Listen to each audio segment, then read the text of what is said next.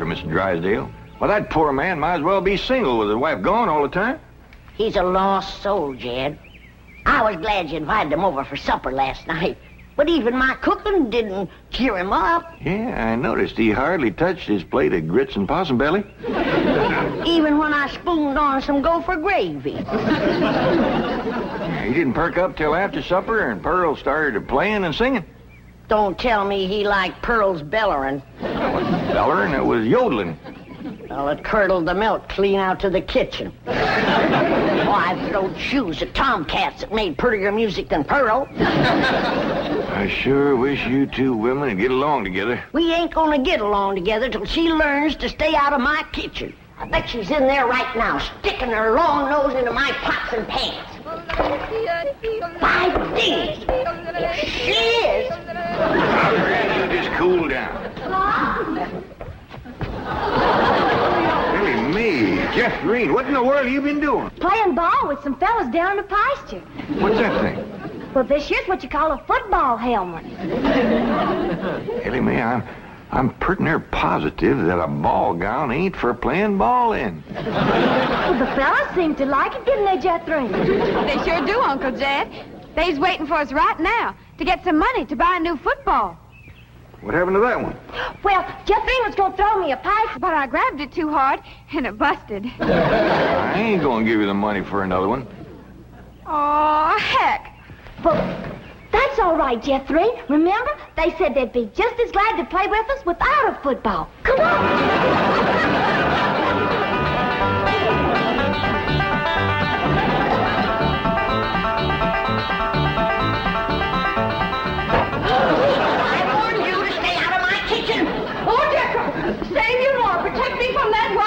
Hold her, Jethro, so I can tackle her. Granny, a thing like that could smart. Put me down, big overgrown foot. Hey, what's going on here? Jethro, put your granny down. Put me down. He was fixing to whomp Ma. I'll whop her. Here, Ma, now it's a fair fight. I ain't gonna whomp nobody. Well, then you tell Pearl the next time she sticks her nose in one of my pots, I'm gonna cook it. It is my bounden duty as a mother to supervise the victuals of my growing children. Don't tell me they is still growing. The Clampett side of the family has always been big, strong, strapping folks. It's your family that brought in the runts. Who you call a runt? I think she meant you, Granny. He's about as helpful as a high wind in a prairie fire. Come on, Pearl, you and me's gonna have a talk. Jethro, you stay here and help your granny cool down. Okay, Uncle Jed. Granny, would you rather I held you under the faucet here to cool off, or took you out to the cement pond and ducked you? Try either one and I'll bash you flatter than a gander's arch. Now, Pearl. Cousin Jed, I know just what you're going to say. You're going to say, Pearl, stay out of the kitchen. You're going to say, that's Granny's kitchen and it's none of your business. You're going to say, stay in your room where you belong. That's what you're going to say, ain't it? Ain't nothing like it at all.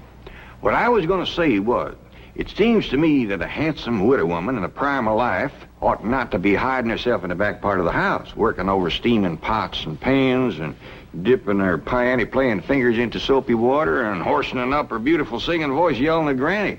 That's what I was going to say. Praise be. Why don't I keep my big mouth shut and just listen? You know, Pearl, you got the gift of making music, and I reckon there ain't nothing these city fellas likes better than that.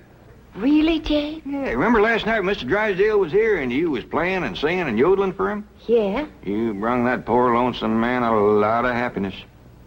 Jed, you ain't agreeing in me, are you? I'll give you my word. Remember that song you sung, The Flowers That Bloom in the Spring, Tra-la? Yeah. Well, you had Mr. Drysdale believing it was spring. No. Yeah. While you was still singing, he went flung open the window, stuck his head out, and started taking deep breaths just like he was really smelling them flowers. Did he like my yodeling? Pearl, he like to went wild.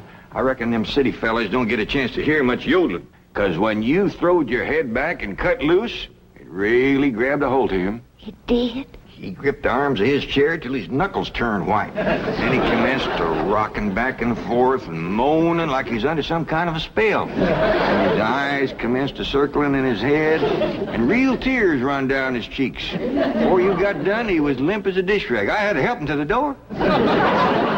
Uncle Jed, I can't seem to do nothing to cool Granny off. Ain't no need to, Jethro. Your pretty, young, piano-playing Ma has decided not to hide herself away out in the kitchen. That's a good idea, Ma, because Granny, she'd find you and whomp you. Well, we'll see about that. Well, you stay out here and practice playing and singing and yodeling. I'll take care of Granny. I wonder if I should have told Uncle Jed that Granny's waiting behind the door with a skillet to whomp the first person that sets foot in her kitchen. I reckon I should have. Jed, I'm sorry. I thought it was Pearl coming in. Granny, you done shortened me. I'll make a poultice for your head right away now, Jed. Right away. I'm telling you, Granny, you don't have to worry no more about Pearl coming in your kitchen. She's going to be spending her time getting herself a husband with her singing and yodeling. Jed, it ain't legal to torture a man into marrying you. You just don't realize the power Pearl's yodeling's got over men. Last night, Mr. Drysdale like to went wild. Pretty near drove me crazy, too. He loved it, Granny. I bet you he's got that yodeling ringing in his ears right now. I can still hear it. An unearthly screeching. Now, Chief, surely it wasn't that bad.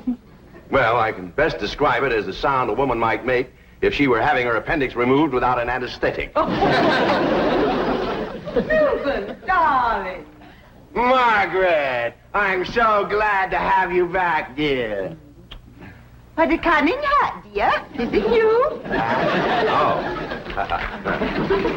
Welcome home, Mrs. Drysdale. Thank you. Milburn, I have the most marvelous news. I'm going to a health farm in Arizona. What? Some women were talking about it on the plane. It's terribly chic, quite expensive, and you don't need any willpower. They just force you to be healthy. The doctors are all deliciously mean. But, Margaret, you are healthy. Every doctor in the United States says you're healthy. But, dear, this is different. They reduce you as well. Margaret, if you want to lose weight, just stay home and we'll have dinner at the Clampetts every night. Now, you can't eat the food, but you won't leave hungry. Because Cousin Pearl will yodel your appetite away. But, Milburn, it's so fashionable to go to a health farm. Oh, Margaret, please stay home and run the place for a while. You have plenty of servants. Yes, but we have no one to manage the place. And with both of us away most of the time, the servants are asleep on the job. Well, just hire a good, efficient housekeeper. Oh, yes, just try and find one. Oh, Margaret, please stay home. All right. That's the way you feel. Miss Hathaway, I'll stay home, just as you wish. That's my darling. Yes, Mrs. Drysdale? Telephone the pharmacy and have all my prescriptions refilled. And call my psychiatrist, my neurologist, my internist, and my osteopath and have them come over. Oh, and I'll need nurses around the clock. I just know the servant problem's going to bring on a nervous breakdown. All right. Go to the health farm. No. My place is at home. Please go to the health farm. All right. If you're sure that's what you want. Oh, I want it. Milburn, I promise to come back a new woman. Goodbye. Just think, Milburn, you'll have a young, glamorous wife.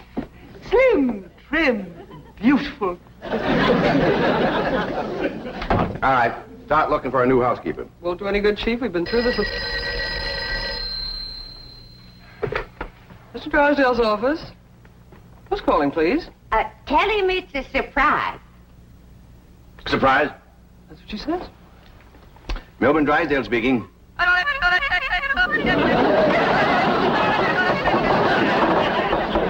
in the world is that? That is Pearl Bodine yodeling. Now, when she comes up for air, tell her I was drafted. Chief, she might be the answer to your housekeeping problem. What? Be nice to her. I'll explain. Hello? Hello? Hello, Mrs. Bodine. How nice to hear your voice again. What are you saying? Mr. Clampett says that Pearl is such an industrious housekeeper that Granny is jealous. She might take over your house and hers and solve both your problems. What about that yodeling? I won't be there. And I defy any servants to sleep on the job with Pearl around. Hello, Mrs. Bodine. I wonder if I might come over and talk to you for a while. What, talk to me? Well, what about? Well, I think you may be just the woman I've been looking for. Yeah. You take over the running of my house? Well, yes. Come right ahead. Can we say 3 o'clock? Let's say 2. Goodbye.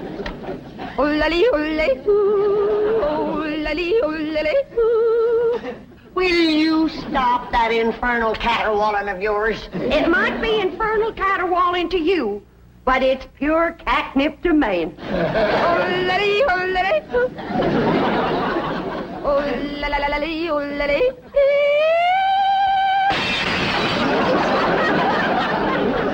Now, looky there.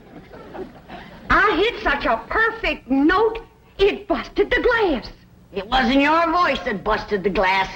It was your face. We'll see who gets the last laugh when my sweetie comes. What, sweetie? That's for me to know and you to find out.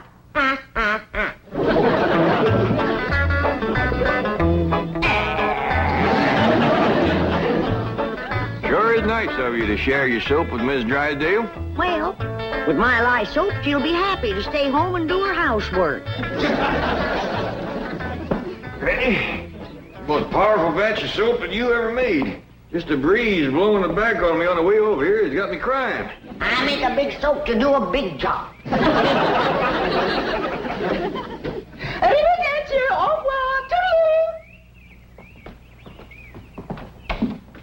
Howdy, Miss Drysdale. Hello. Goodbye. Where are you going? Milburn is sending me to a help farm. Martin, are we loaded? Yes, ma'am. Well, let's fly. Just a minute, Miss Drysdale. Granny and me brung you something. Yeah, honey. Take a good whiff of this. How nice of you. Tell the gardener to spade it in around the rose bushes. Toodaloo. Oh, just a minute, ma'am. Granny and me'd like to talk to you. I haven't time. The sooner I go, the sooner Milburn will have his new wife. Did you say new wife? Completely new. Young, glamorous, slim, trim, and beautiful. Oh, Martin, did we pack my medicine? 16 bottles, Mrs. Drysdale. Good. Drive on. Toodaloo.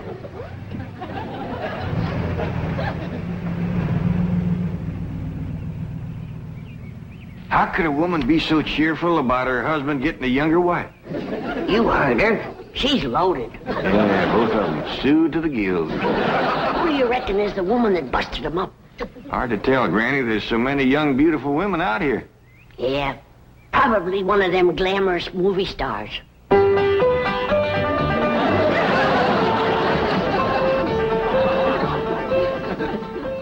Hey, Ma.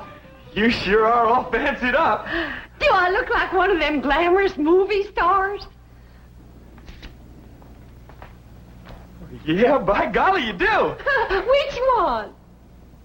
Milton Sills. Go on and get out of here.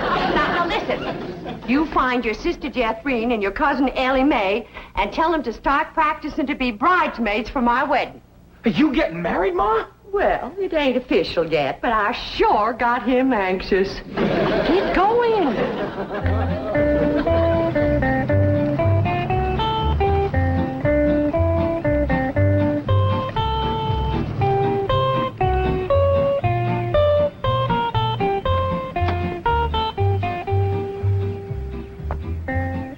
I think we have in about 15 minutes.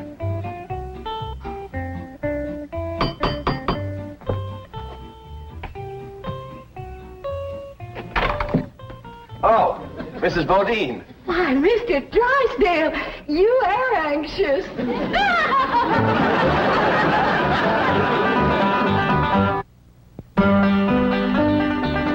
I'd had a little more notice, I'd have baked your sweet potato pie. It's one of my specials. Oh. Won't you sit down? Thank you. Here, I'll take your hat.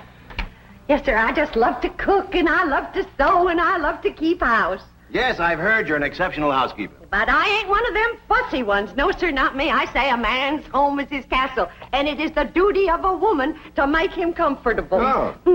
Here we go. Yes, sir. A man works hard all day. And when he gets home, he has a right to enjoy himself.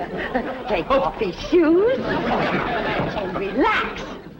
And listen to some soothing music to calm his jangled nerves. Please, Mrs. Bodine, not like that. Mr. Drysdale, I gotta ask you to keep a grip on yourself. We're all alone in the house. If you want me to keep a grip on myself, I must ask you not to play or sing or yodel. I understand. Kind of makes you go all to pieces. Yes, it does. Well, you come on back, and you sit down. Why, Mr. Drysdale, you're perspiring. Why, you got to get relaxed. But please. A man can't say what's on his mind unless he's resting easy. Land's sakes. And with that tie and collar choking you, it's a wonder you can talk at all. Oh, Mrs. Bodine, I'll be all right. Really, I will. Mr. Drysdale, you got a hole in your stocking. Oh, it's nothing to be ashamed of. When a man ain't got a woman around to care for him, them things is bound to happen.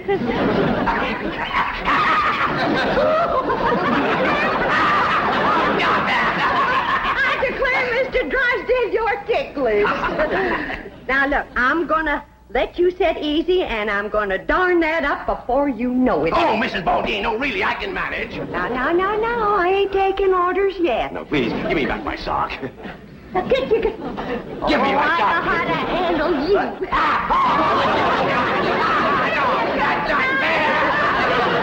Uncle Jed, Granny, Ma's gonna get married. What? Oh, true. Well, she wouldn't tell me, but she was expecting him any minute. I reckon he's inside right now. Let's go in and see who it is. No,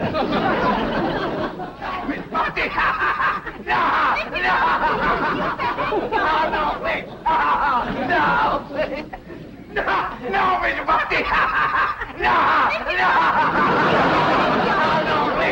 Mr. Drysdale. I reckon Pearl is a young, beautiful woman that busted up his marriage. What? It's been her singing and yodeling that drove him to it. Mr. Drysdale. Mr. Clampett, it was just, your cousin and I were... Oh, no, we weren't. Jethro, leave the room. Leave the house. Did you have to come back right now? We was just going great. Pearl, what's the matter with you? Man crazy, always was. Mr. Drysdale, get yourself decent. I'll be back to talk to you.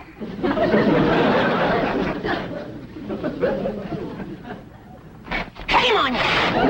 You too, Pearl, you homewrecker. I didn't know what you're talking about. You told me that Mr. Drysdale was crazy about my yodeling, so I called him at the bank, and I yodeled, and he come a-running over here to see me. You done yodeled your way twixt Mr. Drysdale and his wife? Wife, I didn't know he had a wife. Well, he has. The sweetest, kindest, nicest, drunkenest woman you ever saw. You done sent her to the farm. Put her out to pasture so he can marry you. You seen her leaving. Oh, she knows about you, Pearl. Said her husband was going to get a new wife. Young, glamorous, slim, beautiful. Jed, that can't be Pearl. You're forgetting what a powerful spell her voice throws on a man. Now, Pearl, I'm going back in there and try to talk some sense to Mr. Drysdale. Whatever you do, don't yodel.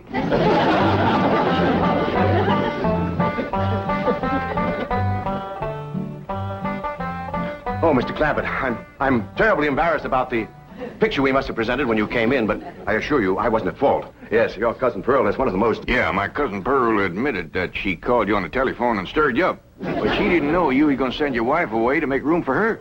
Oh, but I didn't. In the first place, my wife is never home.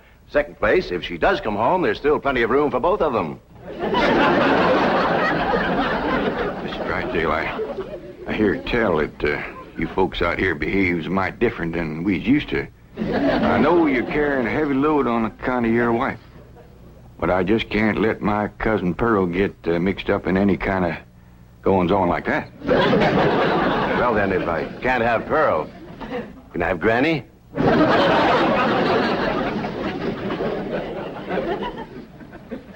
Lord love you. You're a desperate man. What are they saying? How can I hear when you keep pestering me? Oh!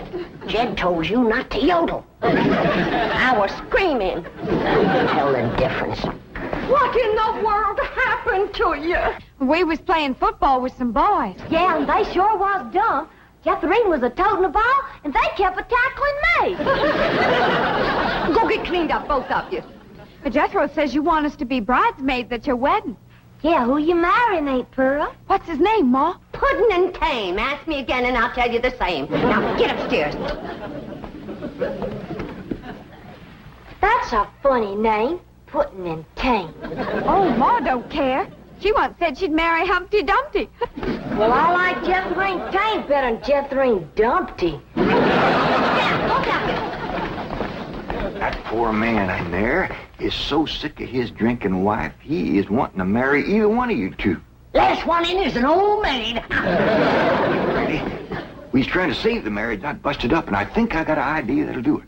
Now, I want you two to wait in the kitchen, and when I bring Mr. Drysdale in, I want the two of you. Yes, sir, Mr. Drysdale. Both them fine, hard-working, good-cooking, housekeeping women is in the kitchen there. All you have to do is go in there and take your pick. Oh, this is marvelous of you. Nobody knows. Oh, no. And they took the pledge.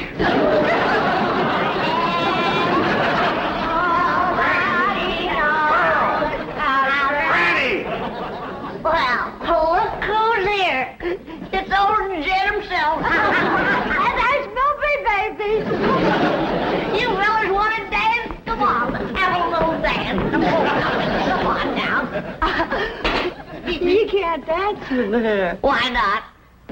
It's all downhill. Take your pick now, Mr. Drysdale, while I can still walk over to your house. Oh, he's gonna pick me. Ain't you, sweetie Milby? Oh, no, he ain't. He's gonna take me, ain't you? You get your banker grabbing hands off of him. Who you shoving, fella? Who you shoving, huh? I'll show you. Shove it there.